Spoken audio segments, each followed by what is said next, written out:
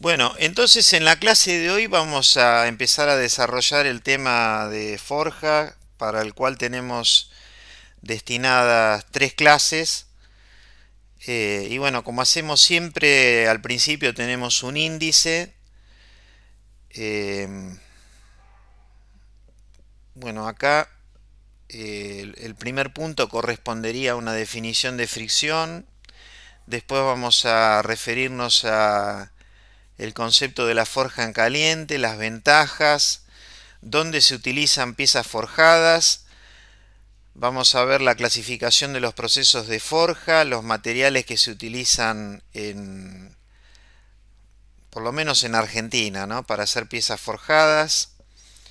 Y luego nos vamos a referir a la secuencia que involucran los procesos de forja, que tienen que ver con el corte del material de partida, el sistema de calentamiento, porque vamos a estar principalmente enfocado en el proceso de forja en caliente.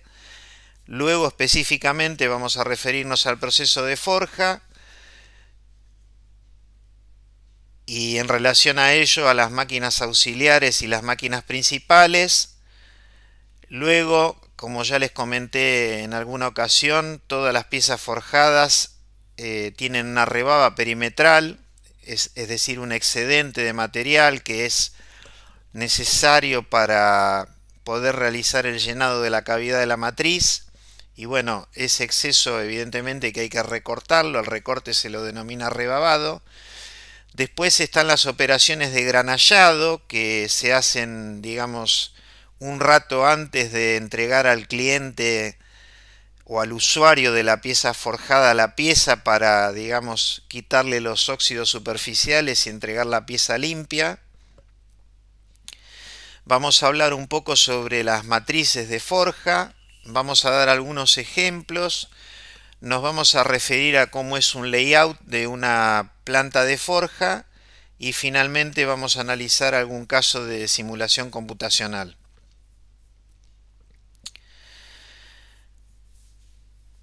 Bueno, entonces en principio decir que en relación a la definición del proceso de forja, ¿no? Como nosotros ya lo mencionamos en más de una oportunidad, cuando clasificamos los procesos de fabricación, habíamos dicho que el proceso de forja es un proceso intermedio y que bueno, el objetivo que tiene es conformar una pieza con una geometría próxima a la de la pieza final que habitualmente se la obtiene por mecanizado, ¿no?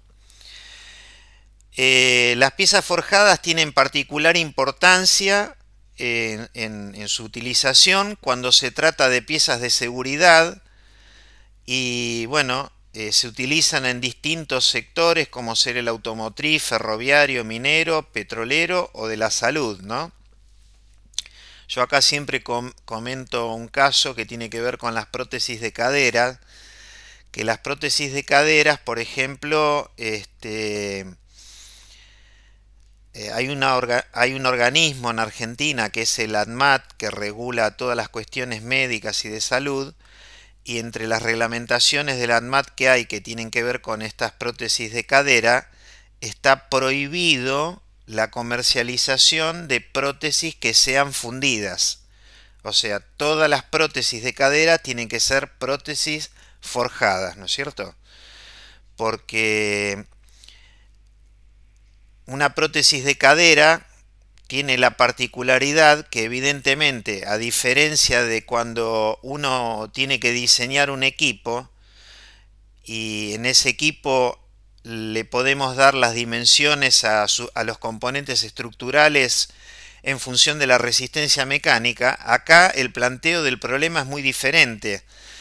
¿Por qué el planteo es diferente? Porque nosotros tenemos que ubicar lo que sería, digamos, la base de la prótesis, tiene que calzar en el interior de la cavidad del fémur y la cabeza tiene que calzar también en lo que sería la cavidad, bueno, del hueso, creo que es el hueso sacro, ¿no es cierto? Que tiene una cavidad de tipo esférica hembra, ¿no? ¿Qué quiero decir con esto? Lo que quiero decir es que nosotros no le podemos dar cualquier tamaño a esa prótesis, sino que el tamaño de la prótesis ya está fijada por, bueno, el cuerpo de la persona que va a recibir esa prótesis. Con lo cual, evidentemente, que para maximizar sus condiciones de resistencia mecánica, porque lógicamente va a ser una pieza que va a estar sometida a cargas variables, porque la persona, digamos, en el tránsito, en el caminar, va generando cargas sobre la prótesis y esas cargas son de tipo variables, ¿no? En consecuencia, la mejor forma de obtener una pieza con la mayor resistencia mecánica y que se adapte al tamaño disponible o al lugar disponible, al espacio disponible que tenemos, es que estas prótesis sean forjadas, como les decía, ¿no? Bueno, y la tercera idea se refiere a que el proceso de forjado se realiza en caliente principalmente para disminuir la resistencia del material a ser deformado, y tanto es así que la resistencia respecto del mismo material a temperatura ambiente puede llegar a reducirse hasta el 20%, y también toda vez que nosotros tenemos el material en caliente, el material es como que tiene una capacidad superior para fluir en el interior de las cavidades de las matrices y llenar esas cavidades para obtener piezas completas, ¿no? Si ustedes me quieren hacer alguna consulta, díganme, por favor, ¿eh?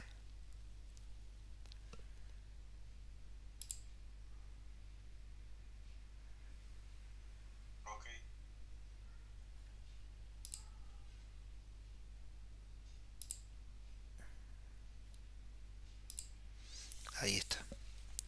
Ahí estamos mejor.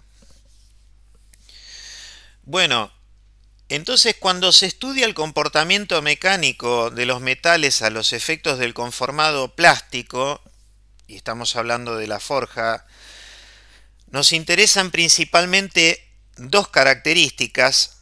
Una es lo que podemos llamar como ductilidad o plasticidad, que sería la propiedad que tiene el metal de deformarse sin romperse, y la otra es la resistencia a la deformación, que la mencionábamos anteriormente, y que es necesaria para calcular las fuerzas que se ponen en juego para realizar una determinada operación. Es decir, los procesos de forjado se llevan adelante en máquinas de forja.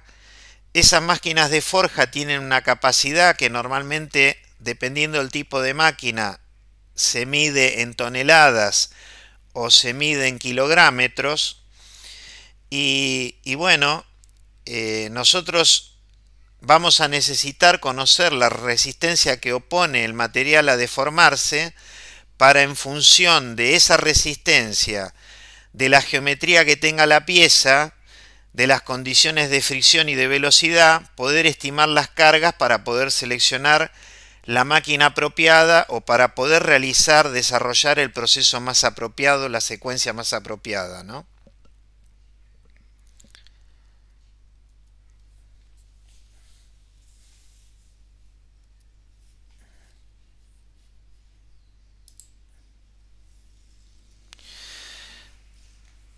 Bueno, siguiendo con el tema de la ductilidad, ¿me escuchan bien, no?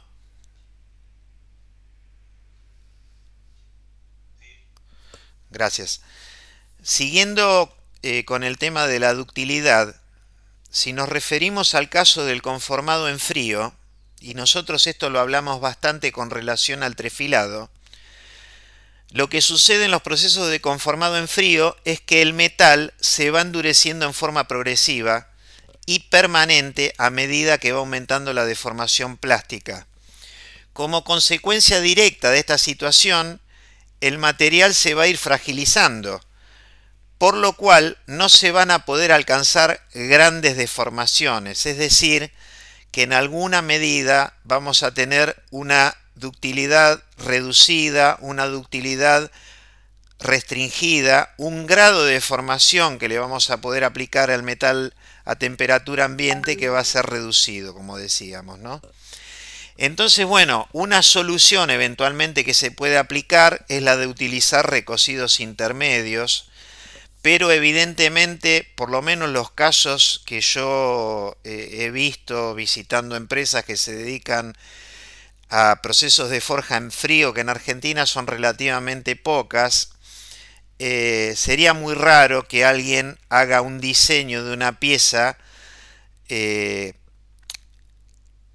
que por el grado de formación al cual se lo va a someter requiera de un recocido intermedio, porque el proceso realmente se encarecería y se complejizaría desde el punto de vista técnico demasiado, ¿no? Entonces, habitualmente con los procesos de forja en frío lo que se hace es obtener piezas normalmente de tamaños pequeños y en donde los cambios de forma respecto del material de partida son bastante limitados, ¿no es cierto? Y bueno, toda vez que uno tenga que hacer cambios de forma significativos, se tendrá que volcar a los procesos de conformado en caliente, ¿no?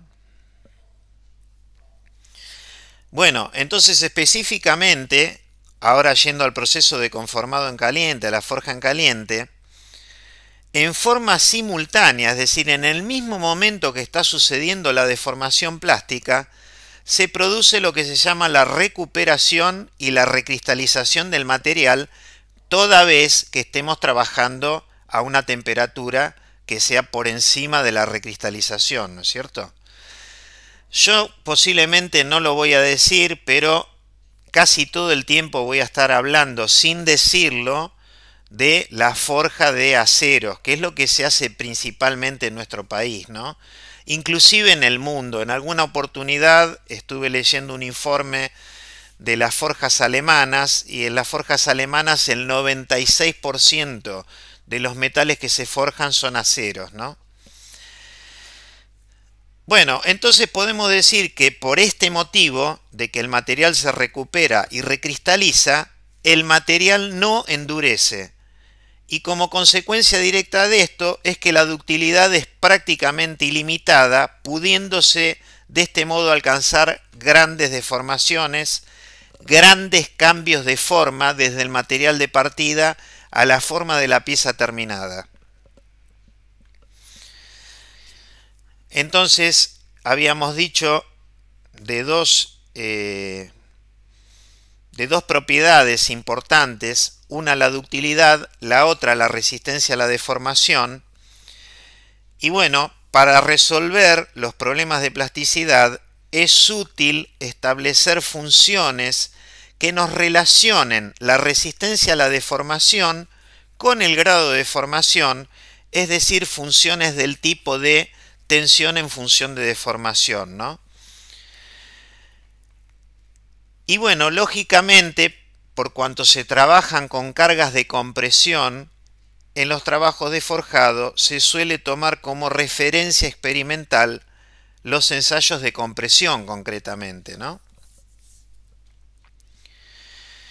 Así que bueno, como podemos ver en esta imagen, ahí tenemos tres esquemas de un proceso de compresión que habitualmente se lo suele denominar como recalcado, o en inglés se le dice upsetting, ¿no?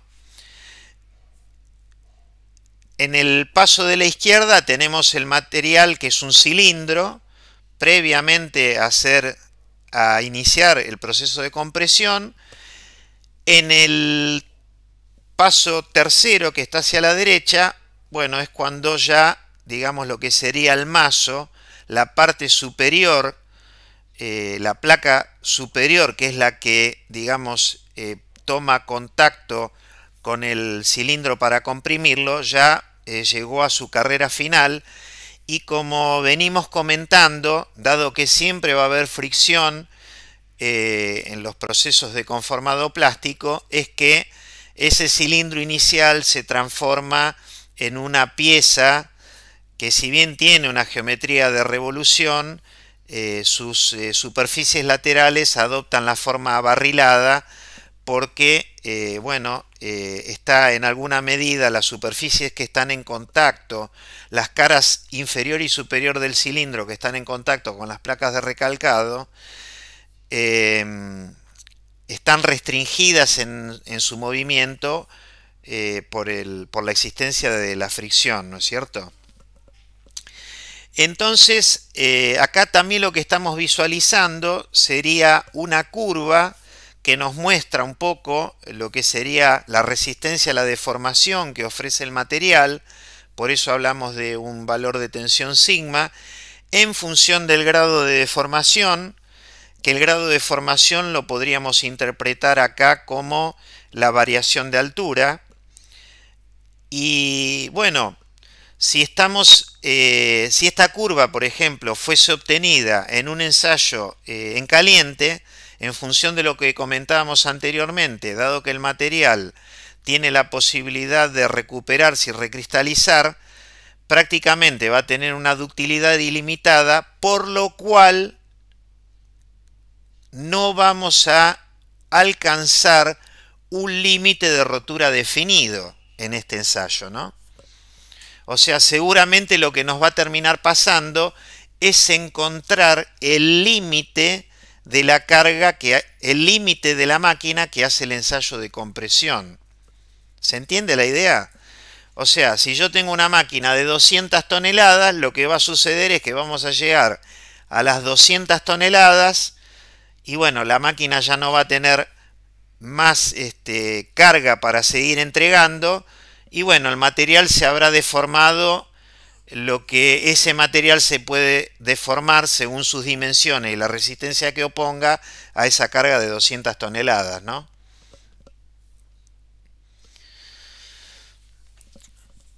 Bueno, fíjense este gráfico, qué interesante. Este gráfico lo tomamos de un libro alemán que está hecho por el fabricante de prensas Schuler. Es una empresa alemana, digamos, muy conocida en el ámbito de lo que son los procesos de forja, porque bueno, son gente que está especializada en la fabricación de prensas para forja y de prensas para estampado de chapa.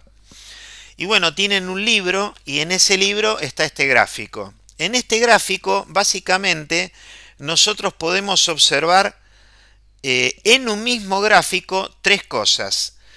Por un lado tenemos la resistencia a la deformación, que ustedes fíjense que el color del texto que está en naranja se condicen con estas curvas que están en naranja acá a la derecha. Por otro lado tenemos el grado de deformación en azul, es decir, toda la parte azul en el gráfico corresponde al grado de deformación. Y por último tenemos el espesor de la cascarilla en verde, que es lo que está concretamente también en el mismo color en el gráfico, ¿no? Entonces, ¿qué es lo que nos muestra este gráfico? Por ejemplo, si nosotros nos restringimos a la resistencia a la deformación, acá nos dicen básicamente que tenemos las curvas correspondientes a tres aceros, son aceros, los el superior y el inferior son aceros al carbono, un acero 1060 y el acero de más abajo, un acero IC 1015, y el intermedio es un acero inoxidable, un acero IC 410. ¿Qué es lo que nos permite observar estas curvas? Cómo a medida que aumenta la temperatura a la cual está sometido el material, va disminuyendo la resistencia a la deformación, que podríamos decir que a temperatura ambiente está en un promedio de 1000 newton por milímetro cuadrado, es decir, estoy acá donde estoy marcando con el puntero del mouse, no sé si lo alcanzan a ver. Muy bien. Y fíjense que a medida que vamos avanzando hacia la derecha y llegamos alrededor de los 1000 grados centígrados, bueno, la carga, la resistencia a la deformación promedio está aproximadamente en 250, es decir, se redujo del orden de 4 veces, ¿no? Eso es lo que sucede con el material, con la resistencia que ofrece el material a ser deformado en función de la temperatura, ¿no? Por otro lado, las curvas que están en azul, la de más arriba, que corresponde a un acero 5115, y la de más abajo, un acero al carbono 1045, un medio carbono, lo que nosotros observamos es que el grado de formación que le podemos aplicar al material, hasta aproximadamente, ¿qué podríamos decir? Casi los 600 grados centígrados, fíjense que podríamos decir que es casi horizontal, ¿no? O sea, podríamos tomar un promedio que casi sería una línea horizontal. Es decir que con aumentos de temperatura de hasta 600 grados prácticamente tenemos las mismas limitaciones para cambiarle de forma a un material que si lo hiciésemos a temperatura ambiente. En cambio, a medida que la temperatura comienza a aumentar por encima de los 600 grados y llegamos a los 1000 grados centígrados en promedio, vemos que el grado de deformación plástica que le podemos imprimir al material ya adopta valores, digamos, muy importantes, y como consecuencia directa de eso, el cambio de forma que le vamos a poder aplicar al material que estamos conformando plásticamente va a ser significativamente mayor. Finalmente, la tercera parte del gráfico, que corresponde al espesor de la cascarilla, lo que nos muestra es que el proceso de formación de cascarilla de los óxidos superficiales arranca alrededor de los 600 grados centígrados y lógicamente que el espesor va a depender del tiempo al cual el material esté sujeto a esa temperatura. Inclusive, por ejemplo, para el acero 1060, que es la curva que tenemos más hacia abajo, si nosotros lo dejamos a 5 minutos, lo dejamos durante 5 minutos, prácticamente entre 600 y 1000 grados el espesor que se va a formar es constante. En cambio, en un acero al manganeso el crecimiento es sostenido con la temperatura, y lógicamente acá estamos bastante por encima del espesor anterior, porque esta curva corresponde a un tiempo de exposición de 15 minutos a esa temperatura, ¿no es cierto? ¿Alguna consulta?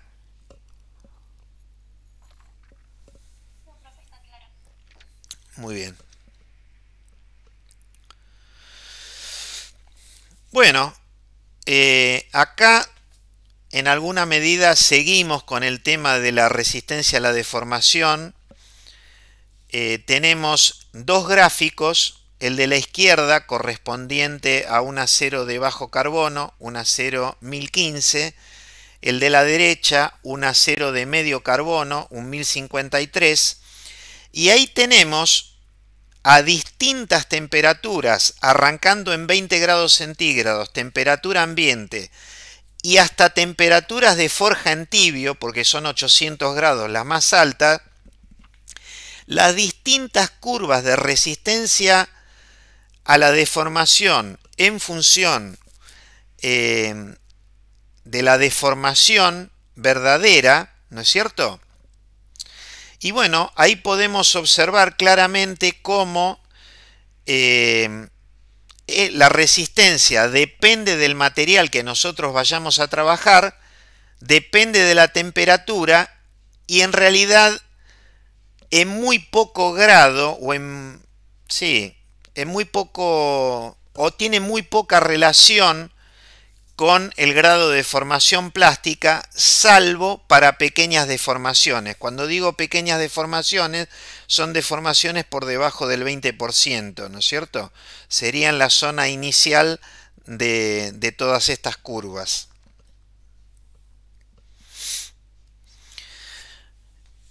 Bueno, acá tenemos un gráfico en donde lo que está indicado es, en el eje vertical, lo que se denomina la forjabilidad, La forjabilidad podemos asociar la idea de forjabilidad con ductilidad, y en el eje horizontal tenemos la fuerza necesaria para conformar la pieza, ¿no es cierto?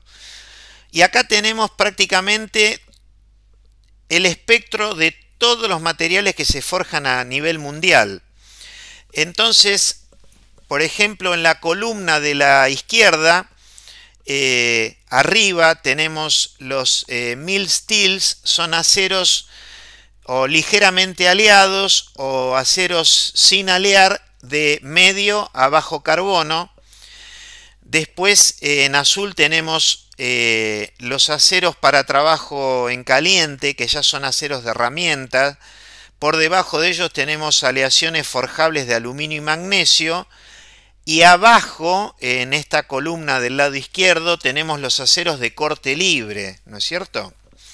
En la zona central tenemos todos los aceros inoxidables en todas sus variantes, aceros inoxidables ferríticos, dúplex, martensíticos, austeníticos. Y hacia la derecha, en la zona de la derecha, tenemos las aleaciones de molibdeno arriba, en celeste, las aleaciones de titanio en gris y en amarillo las aleaciones de níquel y cobalto. Con esta línea negra que está trazada acá en diagonal, lo que estamos indicando es el sentido en el cual vamos desde los materiales que requieren altas cargas para ser conformados, es decir, son los que están más hacia la derecha, y por otro lado, cuando vamos hacia la parte alta del eje vertical, son los materiales que tienen la mayor forjabilidad, ¿no es cierto? En consecuencia, si uno se fija en los materiales más difíciles de forjar, son los que se encuentran hacia la derecha del diagrama, ¿no es cierto? Porque requieren altas cargas y porque poseen baja forjabilidad, ¿no? Para dar un ejemplo de estos materiales que son quizás bastante sofisticados, podemos decir que las válvulas de los motores de combustión interna de los automóviles se forjan en aceros inoxidables martensíticos, las válvulas que son de admisión, porque bueno, trabajan a menor temperatura que las válvulas de escape, que ahí ya son austeníticos, o también las válvulas de escape se las suele fabricar con aleaciones de titanio o aleaciones de níquel, ¿no?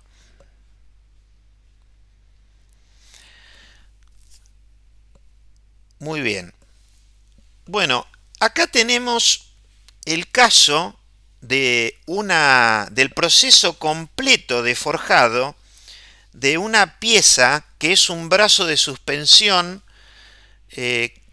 si mal no recuerdo, creo que corresponde a un brazo de suspensión de un Ford Falcon esta pieza. Es decir, es una pieza fabricada en Argentina por una forja que se dedica a hacer piezas para el mercado de reposición, ¿no es cierto? Entonces observen lo siguiente. El material de partida es este cilindro que está acá a la izquierda. ¿Se ve el cursor del mouse?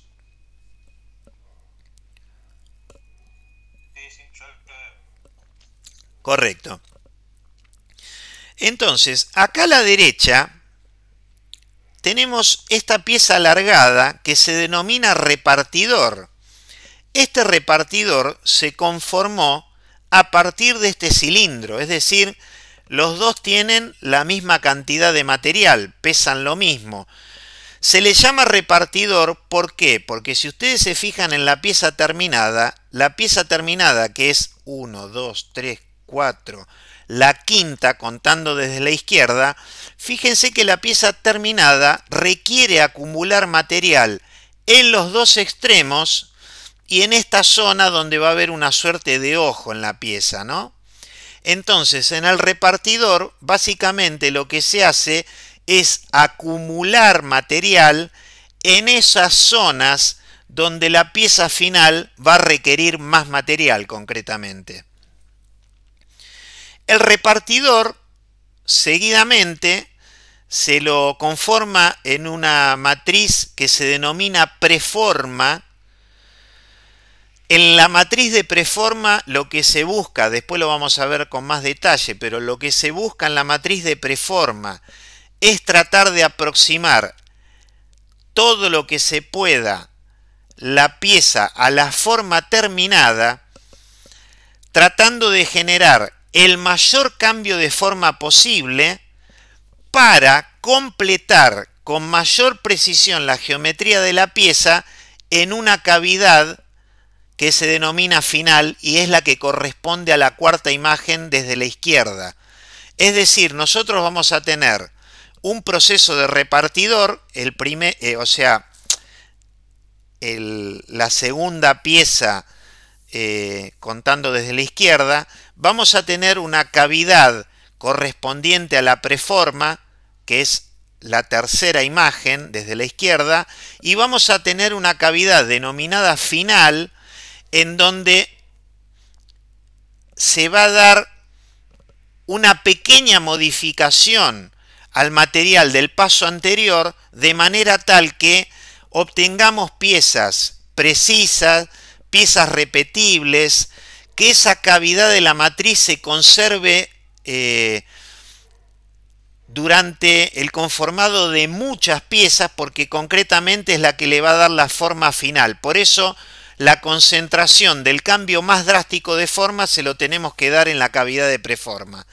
Y finalmente, en el paso quinto y en el paso sexto, ahí ya vemos la pieza en el paso quinto rebabada y hacia la derecha la rebaba concretamente, ¿no es cierto? La rebaba perimetral que ya fue separada. En más de una oportunidad creo que yo les comentaba que en los procesos de forja en caliente, en la inmensa mayoría de los procesos de forja en caliente, se trabaja con un exceso de material. Ese exceso de material se va a transformar en rebaba. La rebaba se utiliza para aumentar la presión en el interior de la cavidad de la matriz y de esa manera asegurar el llenado de la cavidad de la matriz. La cantidad de rebaba va a ser función de la complejidad geométrica que tenga la pieza. Cuanto más compleja la pieza en su geometría, mayor cantidad de rebaba. Tanto es así que hay piezas que pueden llegar a tener un 100% de material de rebaba. ¿Qué quiero decir? Que si el material de partida pesa 2 kilos, la pieza final separada de la rebaba pesa 1 kilo y la rebaba pesa otro kilo, ¿no? Pero evidentemente eso va a suceder para piezas que son muy, pero muy complejas en su forma. Según la acería Asindar, que bueno, evidentemente Asindar es compradora de las rebabas que, digamos, resultan en las empresas forjadoras argentinas, porque ese material evidentemente es un material reciclable que se puede volver a fundir. Asindar tiene una estimación propia que dice que las forjas argentinas trabajan con una rebaba promedio del 17%, mientras que la Cámara del Forjado, que se denomina CAFOR, Cámara Argentina del Forjado, dicen que ese promedio es del 25%, ¿no? Para las piezas que se forjan en nuestro país. Bueno, acá tenemos otro caso. Esta es una pieza de un Volkswagen Gol, creo, si mal no recuerdo, en donde acá tenemos lo siguiente, fíjense. Tenemos el cilindro arriba a la izquierda, que es el material de partida. A ese material de partida se genera un repartidor. Fíjense que acá tenemos que esta pieza, la segunda de la fila superior, es una pieza ya más alargada. Ese proceso se hace mediante un proceso que se denomina de extrusión. El objetivo que tiene es acumular material en uno de los extremos, porque la pieza a forjar tiene un ojo, que es el que estoy señalando en la tercera pieza de la fila superior. Acá tiene un ojo. Y bueno, el tercer paso corresponde a lo que sería la la preforma, y el cuarto paso corresponde a la pieza ya conformada en la matriz final. En la fila inferior tenemos lo que sería la rebaba, que la rebaba en este caso está incluyendo la rebaba perimetral y el agujero del ojo, un agujero de desbaste, por decirlo de alguna manera. Se lo hace durante el mismo proceso de rebabado con un punzón. Y entonces, bueno, acá tenemos la pieza terminada, y la que está a la derecha, o sea, la tercera imagen de la fila inferior, corresponde a la pieza ya totalmente mecanizada. Si ustedes se fijan, por eso yo decía que es un agujero de desbaste, el del punzonado. El agujero que tiene el ojo de esta pieza, la tercera a la derecha de la fila inferior, este agujero es de un diámetro bastante más grande que la de la parte intermedia, ¿no? Y después, bueno, acá tenemos 3 agujeros más que lógicamente acá no aparecen, ¿no? Por eso yo les decía que, bueno, esta pieza está terminada por mecanizado, ¿no? ¿Se vio todo lo que comenté?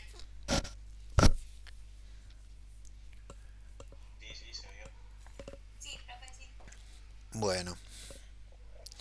Bueno, ¿qué cosas nos surgen de estas dos imágenes que estuvimos viendo, la anterior y esta? Por un lado, que el material de partida para hacer piezas forjadas en caliente siempre es de una geometría muy simple. Suele ser o una barra cilíndrica o a lo sumo una barra de sección cuadrada. En algún caso muy particular puede ser una planchuela gruesa. Evidentemente que el peso de corte de esta primer pieza del material de partida tiene que ser igual, lógicamente, al peso de la pieza forjada que incluya la rebaba, ¿no es cierto? Entonces, a ese tocho inicial, a esta pieza que está arriba a la izquierda, al material de partida, los forjadores le llaman tocho, y bueno, yo me voy a referir de esa manera a ese material, al tocho de partida. Al tocho se lo calienta a la temperatura de forja y después el proceso se realiza en varios pasos, como estamos viendo acá, ¿no? Para finalmente recortar el exceso perimetral que se denomina rebaba por un proceso que se denomina de rebabado. Bueno, acá tenemos otro caso. Fíjense que este es un cigüeñal de un motor de combustión interna. Concretamente es un motor de 3 cilindros, como son los motores, por ejemplo, del Volkswagen Up, o como también es el motor del Nissan. Ay, no me puedo acordar el nombre. Hay un Nissan cortito, chiquito, que tiene un motor de 1000 centímetros cúbicos, que también tiene motor de 3 cilindros. Y bueno, acá observen que el material de partida, a diferencia de los dos casos anteriores, se trata de una barra de sección cuadrada, ¿lo ven? Se ve acá abajo que es una barra de sección cuadrada. ¿Lo observan? Sí. Bueno, la segunda imagen corresponde a lo que sería el repartidor. O sea, ahí el material está estirado y se está acumulando material en determinadas zonas. Luego tenemos en la tercera figura, tenemos lo que sería la preforma. La cuarta figura tenemos ya la forma final que tiene todos los detalles. Y en quinto lugar tenemos ya la pieza rebabada con la rebaba perimetral, y al final nos pusieron una pieza suelta, digamos, separada de la rebaba, ¿no es cierto? Entonces ahí tenemos todos los pasos para el conformado de un cigüeñal de un motor de 3 cilindros, ¿no? Bueno, entonces vamos a comentar algunas ventajas del proceso de forja en caliente. En alguna medida, algunas cuestiones ya las dejamos traslucir, pero bueno, ahora vamos a poder hablar de las ventajas del proceso de forja en caliente, quizás con un mayor grado de detalle, ¿no? Por un lado podemos afirmar que una pieza forjada que se pone en servicio, es decir, que se pone a trabajar, va a poseer una mayor resistencia a las solicitaciones dinámicas y ese es un criterio de seguridad. Yo la verdad que no recuerdo, ustedes me dicen, creo que no, pero posiblemente les haya mostrado imágenes de algunas piezas fundidas a las cuales les hicimos una tomografía industrial y cómo a partir de la tomografía industrial se puede observar el interior de esas piezas que en realidad son piezas que están plagadas de poros. Sinceramente no recuerdo si les mostré imágenes o no, me dicen en todo caso.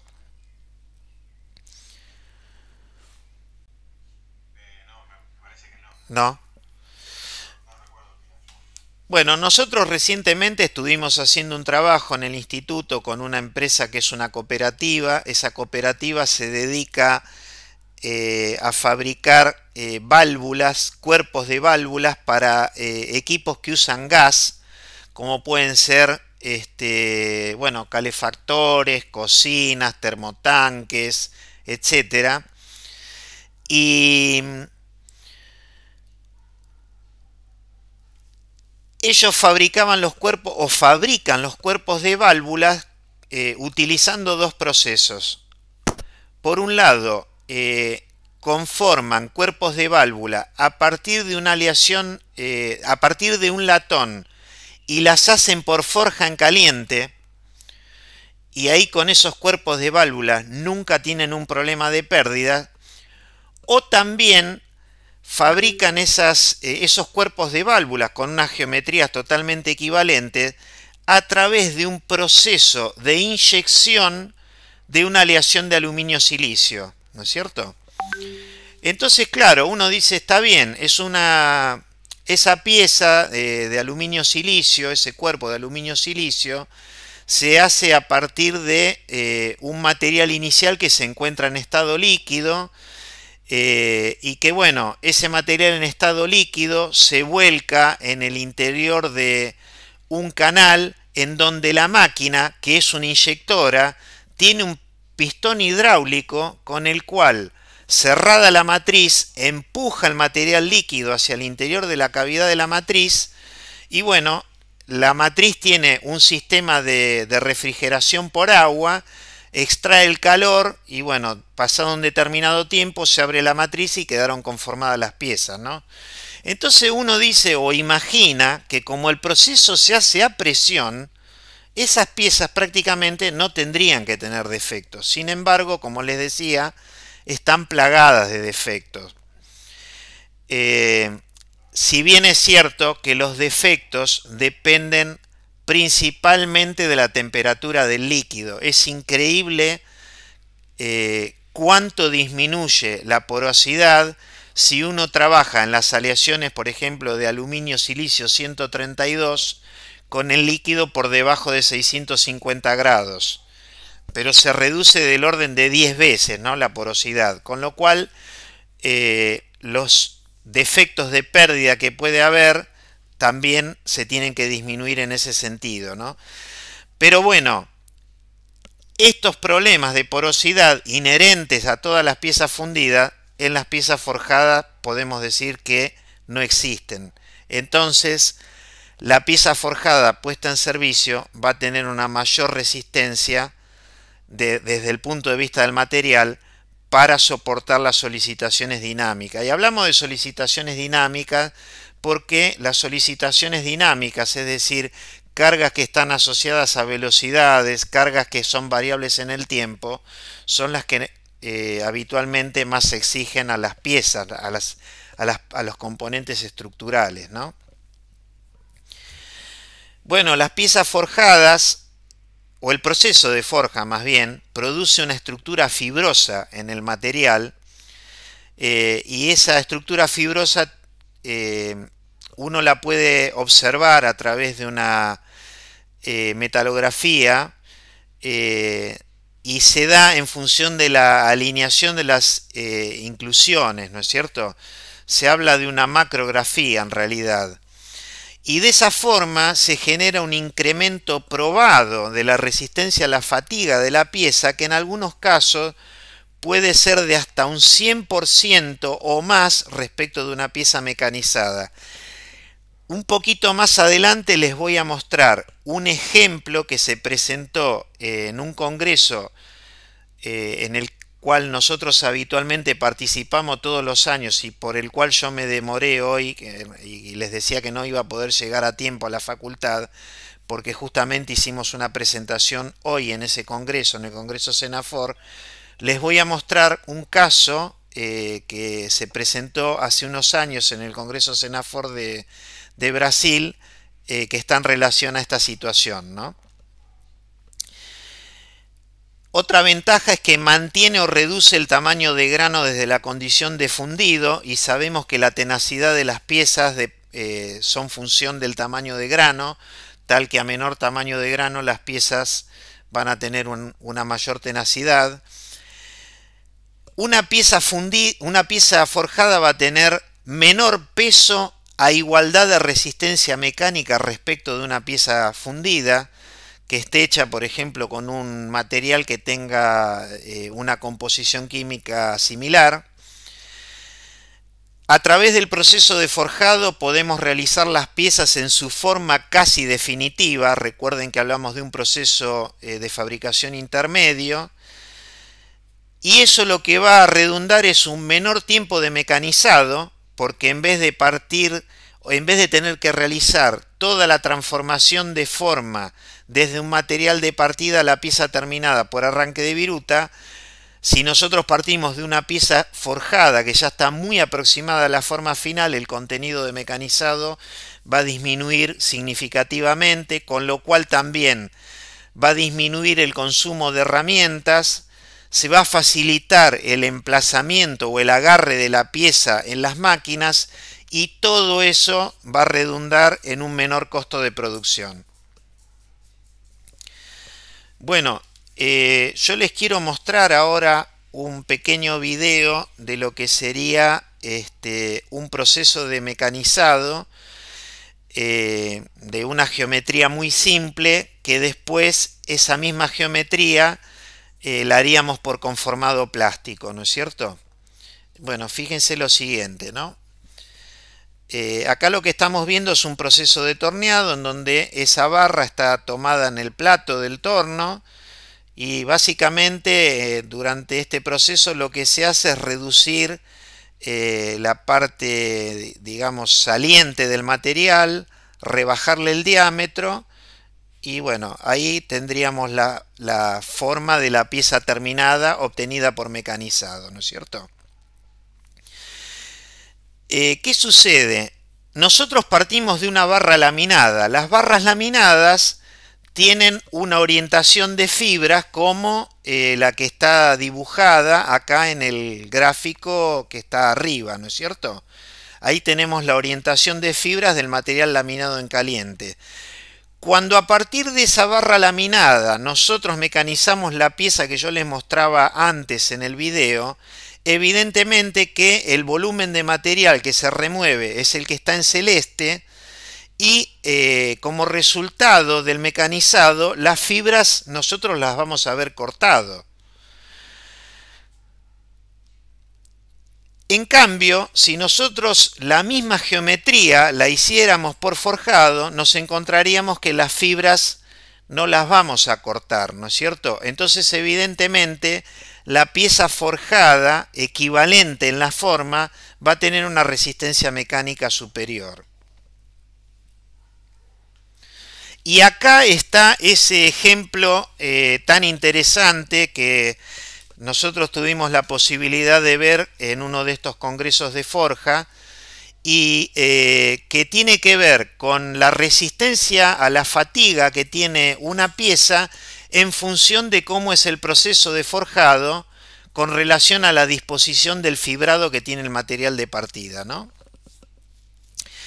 Entonces, esta gente lo que hizo fue un ensayo práctico en donde trabajaron con una geometría de pieza como si se tratara de una válvula, y diseñaron el proceso de manera tal que esa válvula, esa válvula tanto se pudiese forjar introduciendo el material en la manera que está indicada acá en esta imagen, en donde el material se lo puede poner acostado en el interior de la matriz, o el material también se lo puede poner parado en el interior de la matriz.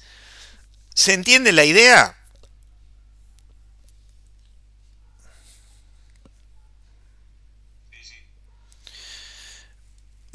Bueno, yo no recordaba esta imagen. Acá está perfectamente indicado, ¿no? O sea, ellos hicieron un diseño tal de una forma que les permitiera tanto hacer la forja con el material de partida dispuesto como está en la imagen de la izquierda, que sería la posición inadecuada, como la de la posición correcta, que está indicada a la derecha. Y ellos fueron más allá incluso, porque como resultado del trabajo no solamente obtuvieron, digamos, piezas forjadas con diferentes orientaciones del material de partida, sino que también lo que hicieron fue obtener piezas con la misma geometría por mecanizado. Y luego, acá tenemos las macrografías de las diferentes formas. La tercera, acá fíjense que tiene un agujero, porque en realidad requiere de un centro para ser sostenida durante el proceso de mecanizado y poder fabricarla. Ese centro en las otras piezas no aparece, ¿no? Entonces, arriba tenemos el fibrado paralelo a la dirección principal de forja, que sería, digamos, la disposición correcta, el caso B, que sería el incorrecto, y el C, el mecanizado. Entonces, después, ¿qué hicieron ellos? Hicieron un ensayo de flexión rotativa. O sea, montaron las piezas en una máquina de flexión, la sometieron a carga y la empezaron a ciclar a un determinado número de RPM. Hicieron 5 repeticiones por cada una de estas formas. ¿Y qué se encontraron? Que el fibrado tipo A, es decir, con el material dispuesto en la forma correcta, la pieza presentaba una fractura acá en la zona del cuello después de un promedio de 24.400 ciclos. La del fibrado tipo B después de 10.500 ciclos. Y la fibrado tipo C, que en realidad era la mecanizada, es decir, donde tenemos cortada la fibra, después de 11.400 ciclos. Ahora fíjense lo siguiente, ¿no? O sea, más allá de que en el caso A tenemos el doble de vida útil para esta pieza,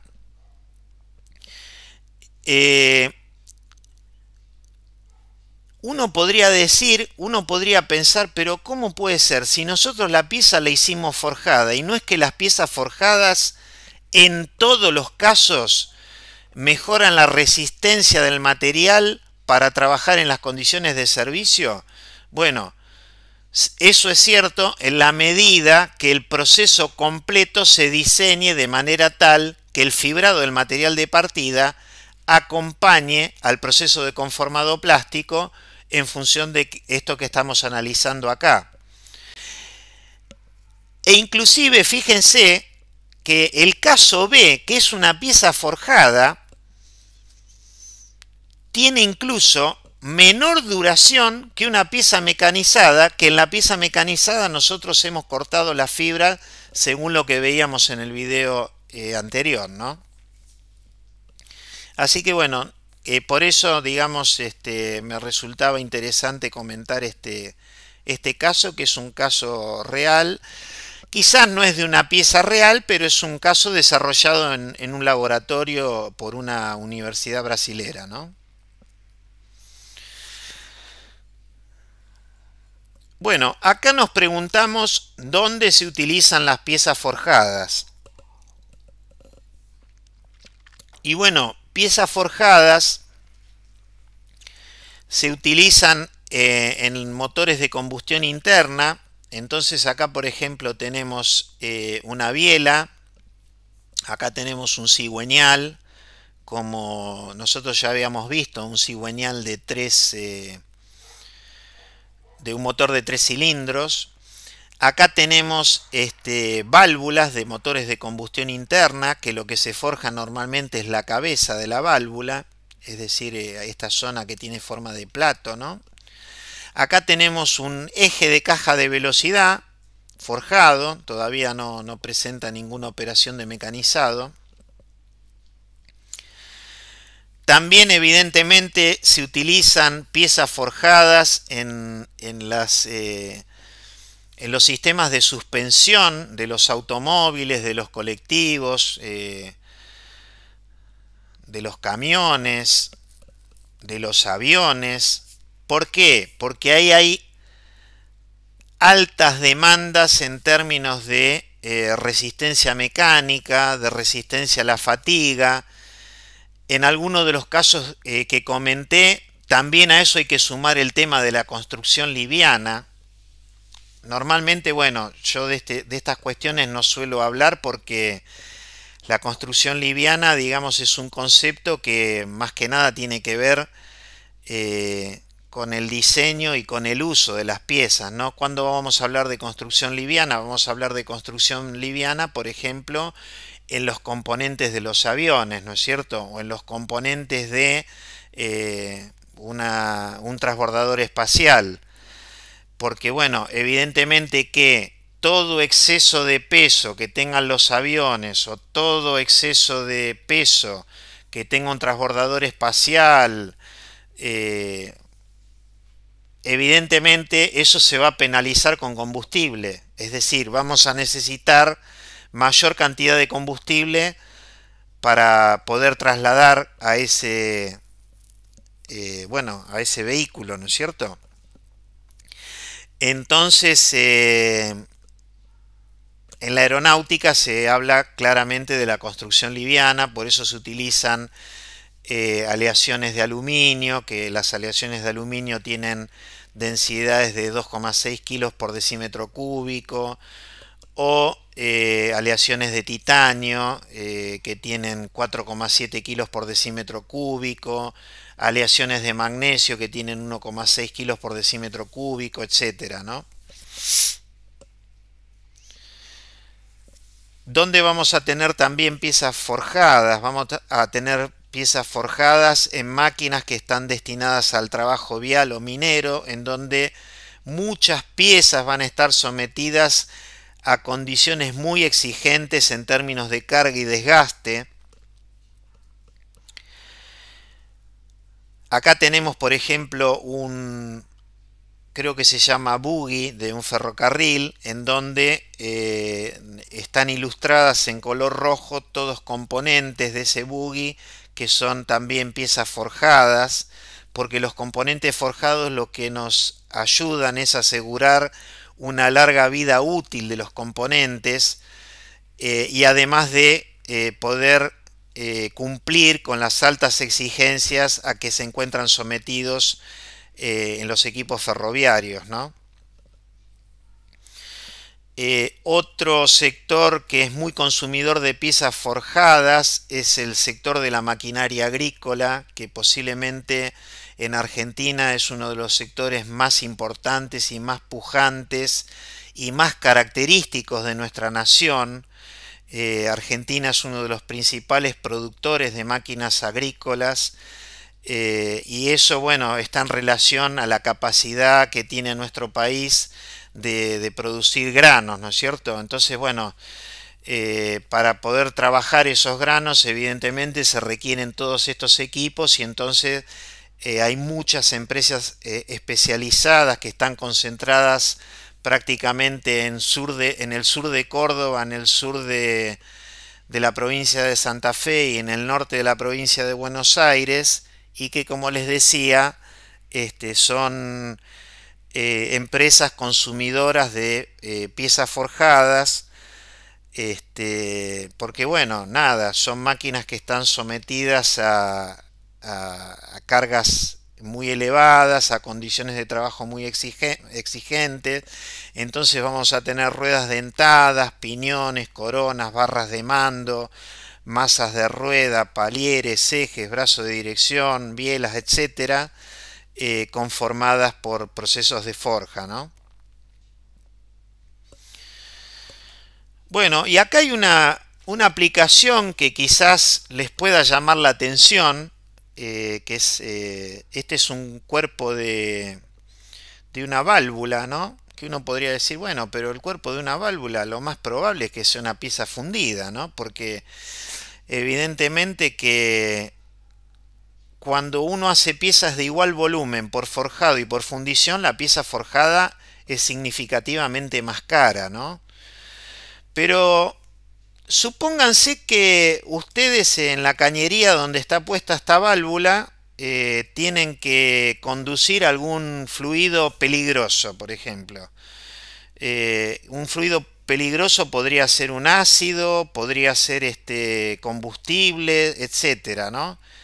En un caso así, bajo ningún punto de vista, nosotros podríamos admitir que en el cuerpo de la válvula, en alguna zona del cuerpo de la válvula, hubiese una porosidad que en algún momento conectase el interior con el exterior de manera tal que ese fluido, que puede ser, como les decía, un ácido, puede ser un combustible, se derrame, ¿no es cierto? Entonces, en todas esas situaciones es que va a ser estrictamente necesario que esos cuerpos de válvulas sean conformados por forja, porque no va a ser admisible que ese cuerpo tenga porosidad y que esa porosidad eventualmente pueda provocar este inconveniente que les comentaba, ¿no? Bueno, acá a la izquierda tenemos las prótesis que me refería de cadera al principio de la clase, eh, en donde acá básicamente tenemos dos componentes, ¿no? Creo que esto se llama, bueno, la verdad que no estoy seguro, ¿no? Pero bueno, acá tenemos la pieza esta alargada que se inserta en la cavidad que tiene el fémur y acá arriba tenemos estas esferas, que estas esferas van puestas con interferencia acá en este extremo que les estoy indicando con el mouse, ¿no? Y bueno, acá a la derecha, por ejemplo, tenemos álabes de turbina forjados, ¿no? O sea, del mismo modo, imagínense que un álabe de una turbina de un avión, por ejemplo, sería una locura que fueran fabricados por fundición, porque, bueno, por lo que siempre venimos mencionando, ¿no? Las piezas fundidas están plagadas de defectos.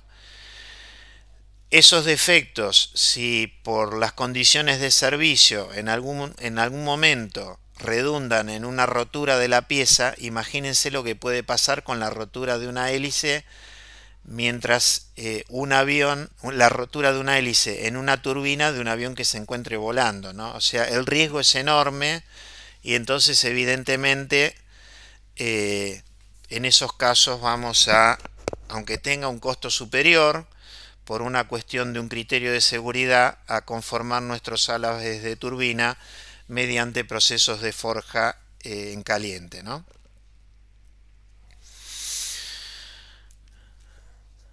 Bueno, yo me estuve refiriendo hasta el momento principalmente del proceso de forjado en caliente, y si bien no sé si lo dije claramente, cuando hablamos de proceso forjado en caliente, nos estamos refiriendo a un proceso en el cual la temperatura se encuentra por encima de la temperatura de recristalización del acero.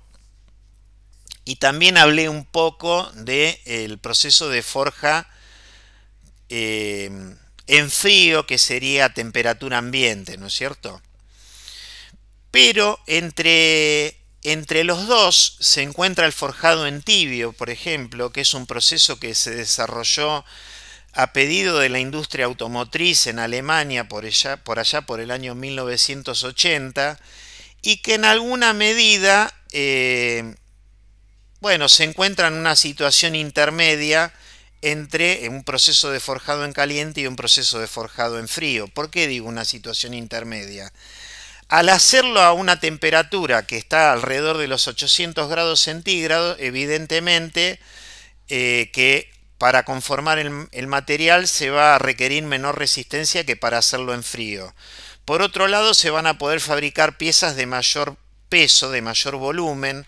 Se va a poder dar a las piezas un mayor cambio en la forma del material de partida a la forma terminada, pero bueno, también va a adolecer de algunos defectos de las piezas forjadas en caliente, en el sentido que, bueno, vamos a tener se van a formar óxidos sobre estas piezas. Acá vamos a tener el inconveniente adicional que, como estamos por debajo de la temperatura de recristalización, el material sí va a endurecer, sí va a aumentar el tamaño de grano. Y bueno, como cuarta opción tenemos lo que se denomina como forjado semisólido, en el cual se trabaja al material a una temperatura tal que el material se encuentra en un estado pastoso, en donde parte del material está en estado líquido y parte del material está en estado sólido a alta temperatura. Con eso lo que se logra es un efecto de poder conformar piezas con geometrías muy complejas utilizando cargas muy bajas, ¿no? El proceso de forjado semisólido está normalmente restringido, por lo menos hasta donde yo sé, a aleaciones de aluminio, ¿no es cierto? Y también, bueno, es un proceso que fue desarrollado en razón de pedidos también de la industria automotriz alemana, ¿no? En el cuadro que tenemos abajo, fíjense que nosotros tenemos 1, 2, 3, 4, 5, 6 columnas y tenemos 4 filas, ¿no? En la primera columna tenemos el tipo de proceso, frío, tibio y caliente. En la segunda columna tenemos la precisión dimensional, ¿sí? Es decir, con qué tolerancia nosotros podemos obtener las medidas de las piezas forjadas. En la tercera columna tenemos la rugosidad. En la cuarta columna la dificultad geométrica que tiene la pieza a conformar. En la quinta el tamaño de la pieza y en la sexta el esfuerzo que se requiere para conformar el metal. Entonces, vamos a analizar uno solo, por ejemplo, que sería el tipo de proceso en caliente, y en el frío va a ser el opuesto, ¿no? Entonces, en la forja en caliente, tanto la precisión dimensional como la rugosidad son bastante limitadas. Bueno, por todas las cosas que ya venimos comentando, las cosas que ya venimos sabiendo. Si nosotros conformamos una pieza en caliente, evidentemente se van a formar óxidos. Esos óxidos, el espesor del óxido depende de la temperatura, depende del tipo de material y depende del tiempo de exposición a la temperatura a la cual esté el material de partida o el material que estamos conformando, ¿no? Entonces, todo eso va a hacer que tanto la precisión dimensional como la rugosidad, la terminación superficial, sean bastante burdas, ¿no? En el proceso de forja en frío es lo opuesto. Vamos a obtener una muy buena precisión dimensional y una muy buena rugosidad.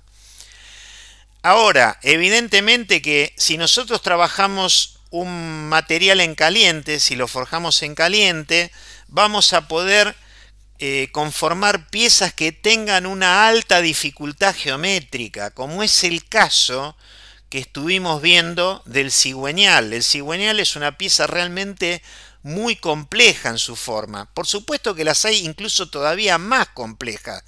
Cuanto más compleja la forma, más necesario es el proceso de conformado en caliente. ¿Por qué? Porque en el conformado en frío estamos muy limitados a los cambios de forma que podemos generar en el material por el endurecimiento que va sufriendo por la conformación plástica.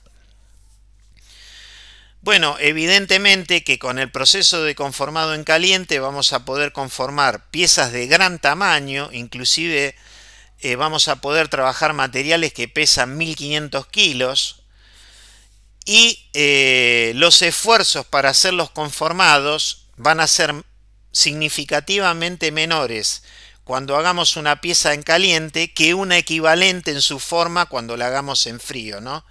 Independientemente de eso, cuando uno va a una empresa que se dedica a hacer pieza forjada, siempre nos van a asombrar los tamaños de las máquinas con relación al tamaño de la pieza que se conforma. Es decir, uno posiblemente ve una pieza que pesa 2 kilos, que mide, no sé, 70 milímetros por 70 milímetros, por decir algo, y la máquina mide 5 metros de alto, ¿no? Eso es algo que realmente a uno siempre le llama la atención. Es decir, eso es porque los esfuerzos puestos en juego para lograr la transformación del material de partida en la pieza terminada son realmente muy elevados. Y esos esfuerzos se incrementan en función de la temperatura del material, en función de la dificultad geométrica de la pieza que tengamos que realizar. Y bueno, y de otros aspectos que ya iremos analizando. Bueno, acá tenemos un diagrama de hierro-carbono en donde están indicados las zonas correspondientes a los procesos de forja en caliente, de forja en tibio y de forja en frío. Y otra cosa que se ve, no solamente en función de la altura en donde se encuentran, la temperatura, sino que en función del ancho del área es el porcentaje de carbono que pueden tener los aceros que pueden ser conformados a cada temperatura. O sea, el rango de porcentaje de carbono en la forja en caliente es bastante amplio, en cambio la forja en frío es mucho más restringido. ¿Por qué? Porque los materiales que tienen mayores porcentajes de carbono tienen una ductilidad muy restringida y por eso no se los utiliza.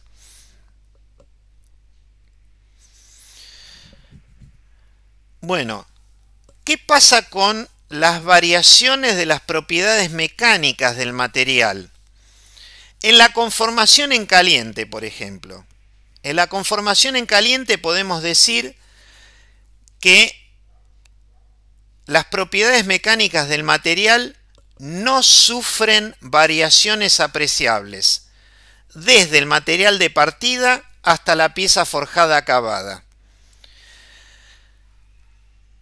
También podemos decir que las características de la calidad de los materiales de partida mejoran con el grado de conformación y eso está dado en función de la penetración de la deformación que tantas veces nosotros lo hemos comentado, ¿no? Particularmente sobre esta cuestión recuerdo un trabajo de SIC que hicieron Alberto Pereira, que supongo que muchos de ustedes lo conocen, y un compañero de ustedes también, creo que es Pablo Aponte. Bueno, Aponte es el apellido, el nombre quizás no. Y bueno, ellos trabajaron concretamente sobre materiales conformados en caliente con distintos grados de deformación plástica y lo que hicieron fue comparar la microestructura con el material de partida, trabajando con el material de partida, digamos, a temperatura ambiente, haciendo estudios metalográficos y en alguna medida pudieron chequear esto que está enunciado acá en la columna del lado izquierdo correspondiente a la conformación en caliente, ¿no? Y bueno, yendo a la conformación en frío, la conformación en frío nosotros ya lo venimos mencionando y lo hicimos con relación al proceso de trefilado. Provoca variaciones considerables de las propiedades mecánicas. ¿Por qué? Porque se aumenta la fluencia. De hecho, acuérdense que nosotros hacíamos un recálculo de la tensión de fluencia del alambre en cada uno de los pasos del proceso de trefilado, porque evidentemente que a la salida de un paso de trefilado el alambre ya tiene una resistencia mecánica superior. Y así como aumentan la fluencia y lo que sería la resistencia a la tracción, por resistencia a la tracción podemos entender también lo que sería la tensión máxima o la UTS, la Ultimate Tensile Strength. Como contrapartida van a disminuir el alargamiento y la estricción del material. Ahora, no todo tiene connotaciones negativas con relación a la conformación en frío, porque fíjense qué interesante lo que voy a comentar ahora. El incremento de la resistencia que uno obtiene a través del propio proceso de conformado plástico permite utilizar aceros de bajo carbono, que son los más económicos que hay, obteniendo a través del proceso de conformado propiedades mecánicas similares a las de un acero aleado, en donde el aumento de las propiedades mecánicas evidentemente que va a depender del grado de formación plástica, por lo que sí tenemos que decir es que no se va a poder dar una pauta general, sino que va a haber que comprobar en cada caso las propiedades mecánicas obtenibles haciendo ensayos sobre el material de la pieza conformada, ¿no? ¿Alguna consulta? No, de mi parte no. Bueno. Bueno, acá les voy a mostrar un video que, por lo menos yo la primera vez que lo vi, a mí me impactó de una manera increíble, porque esta máquina que vamos a ver ahora es la máquina de mayor productividad de forja a nivel mundial.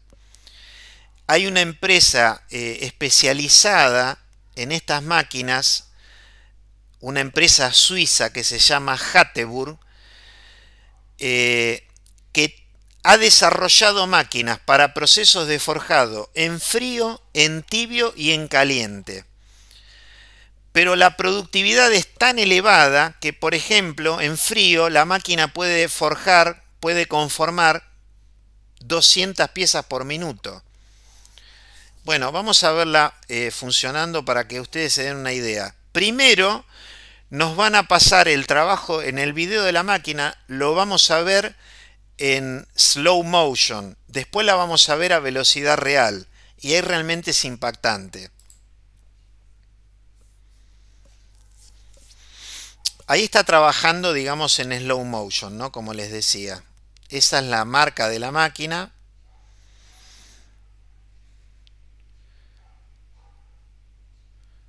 Ese es el aspecto de la máquina. Y ahí está trabajando a la velocidad normal. Está conformando piezas en 4 pasos. Y bueno, ahora nos van a mostrar a la salida de la máquina cómo caen las piezas, ¿no? Fíjense con la velocidad. El humito eso que aparece es porque, bueno, el material está recubierto con un lubricante y el proceso de conformado plástico evidentemente le hace levantar temperatura al material y esa temperatura hace que, bueno, se generen esos humos, ¿no? Acá estamos viendo una máquina de conformado en frío, por eso esta máquina particularmente se denomina Colmatic.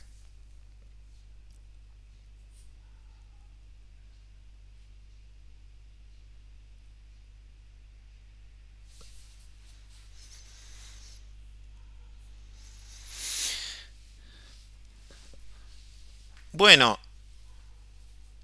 en esta transparencia lo que tenemos en realidad sería algo similar a lo que ya vimos en el cuadro anterior, aquel cuadro en donde teníamos diferenciados los procesos de forja en frío, tibio y caliente, y teníamos con signos de más, 3 más, 2 más o 1 más. Teníamos por un lado la precisión dimensional, teníamos la rugosidad, teníamos la dificultad geométrica, los pesos y la resistencia a la deformación. Yo quisiera referirme a algunas cuestiones. Fíjense, por ejemplo, la rugosidad media aritmética, ¿no? La rugosidad media aritmética de las piezas conformadas en frío puede estar entre 1 a 4 micrómetros.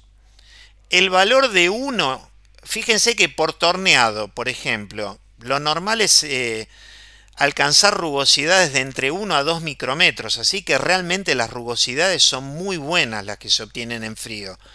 Evidentemente que a medida que vamos aumentando la temperatura, el valor de la rugosidad se incrementa de una manera muy significativa, ¿no? Vamos al peso en kilos. En el caso de las piezas en frío, peso máximo 30 kilos, tibio 50 kilos, en caliente hasta 1500 kilos. La última columna, resistencia a la deformación relativa, estamos hablando. ¿Relativa a cuál? Al conformado en frío. O sea que si en el conformado en frío para una pieza son 100, en el conformado en caliente para la misma pieza, para la misma geometría del mismo material, pero a la temperatura de forja en caliente, entre 20 a 30, ¿no?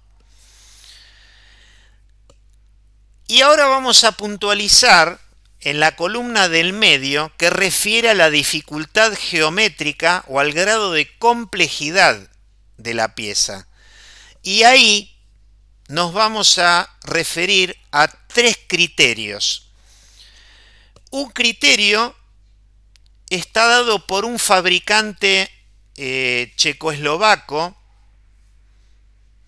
Bueno, ya no se dice más así, por un fabricante checo, porque bueno, Checoslovaquia está separado hace mucho tiempo, ya son 2 países independientes, República Checa y Eslovaquia. Este es un fabricante checo de la República Checa, Esmeral, que tiene un criterio para definir la dificultad geométrica o el grado de complejidad de una pieza a ser forjada. Después tenemos un criterio dado por la Cámara del Forjado de Argentina y después tenemos un criterio dado por un investigador norteamericano denominado Tylan Altan. Entonces fíjense lo siguiente, ¿no? El criterio de Esmeral, el primero, dice que hay 6 grados de complejidad. Del 1 al 6. Eso es lo que está en la columna de la izquierda. En la columna central tenemos la forma típica asociada a cada grado de complejidad.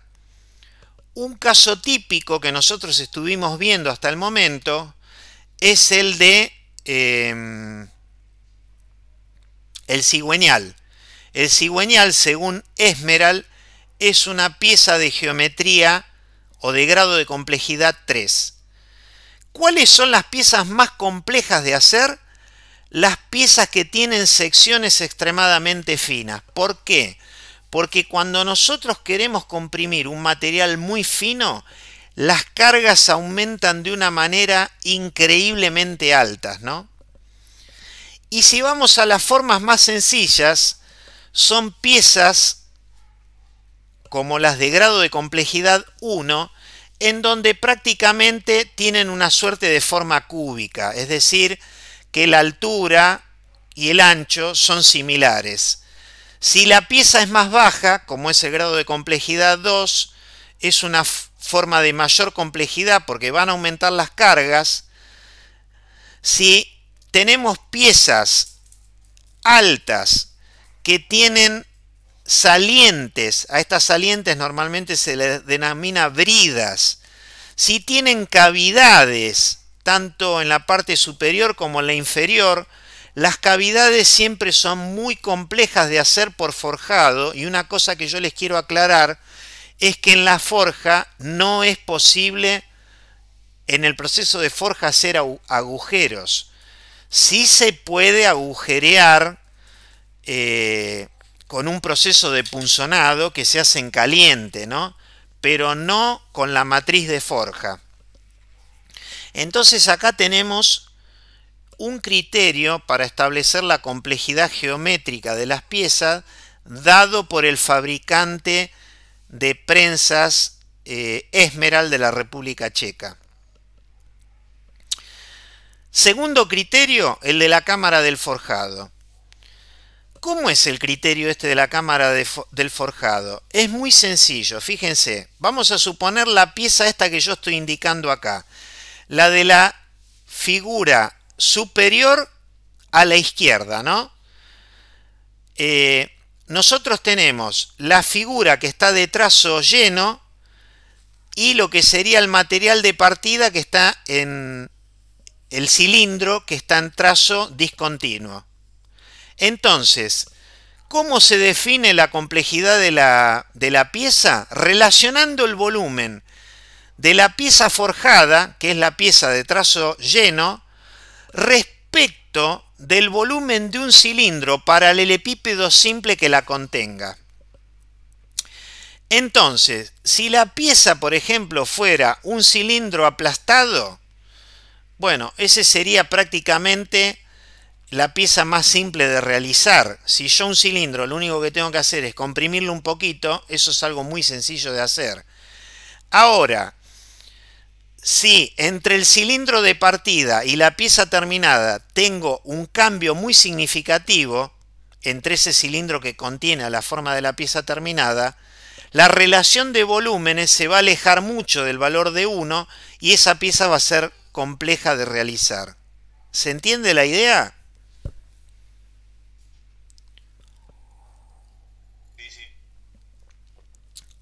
Muy bien.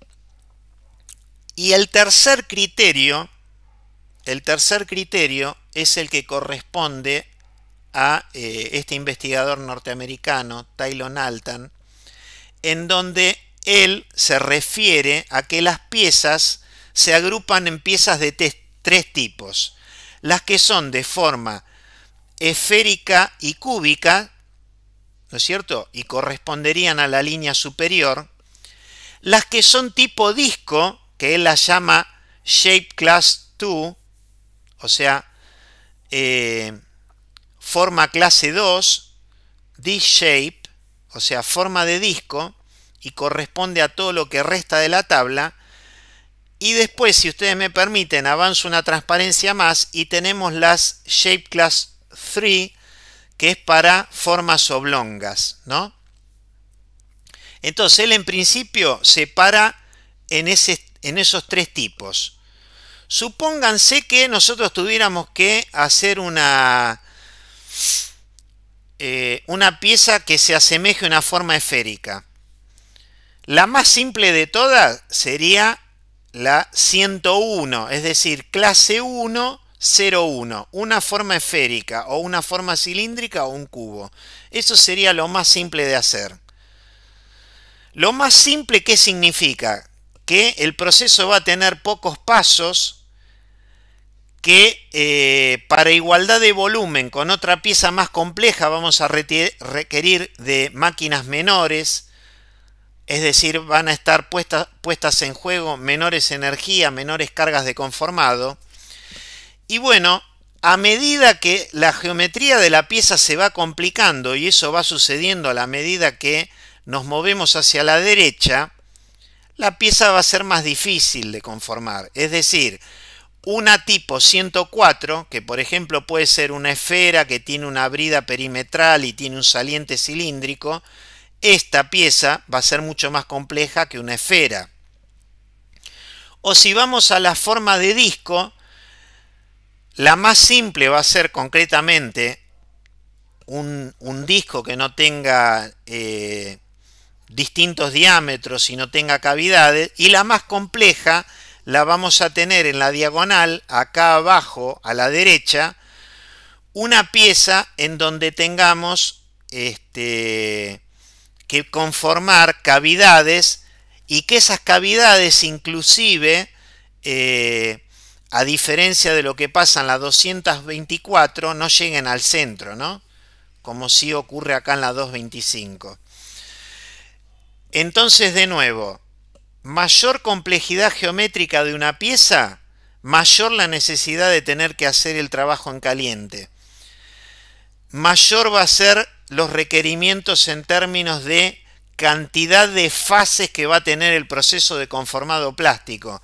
Si yo tengo que hacer una esfera, lo que voy a hacer, por ejemplo, ¿no? Tengo que conformar una esfera en una matriz cerrada, lo que voy a hacer es cortar un cilindro, lo meto dentro de una cavidad de una media matriz esférica, cierro las dos estampas, conformé la esfera en un solo paso.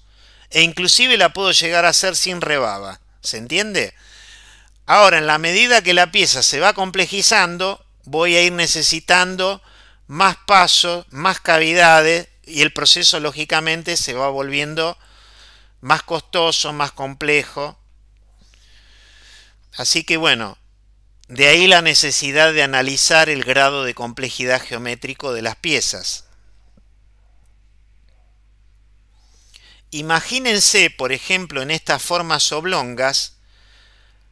Claro, acá por ejemplo en la forma 311 tenemos una barra cilíndrica, o sea, transformamos esta planchuela en una barra cilíndrica, no tiene demasiado sentido, pero bueno.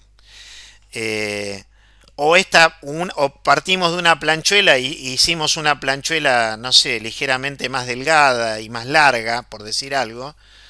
Pero si ustedes vienen en diagonal acá abajo, fíjense que acá la pieza tiene salientes en distintos planos, tiene acumulación de material. Evidentemente, estas geometrías, las 335, son muy difíciles de hacer. Requieren de mucha ingeniería en el diseño del proceso de conformado plástico.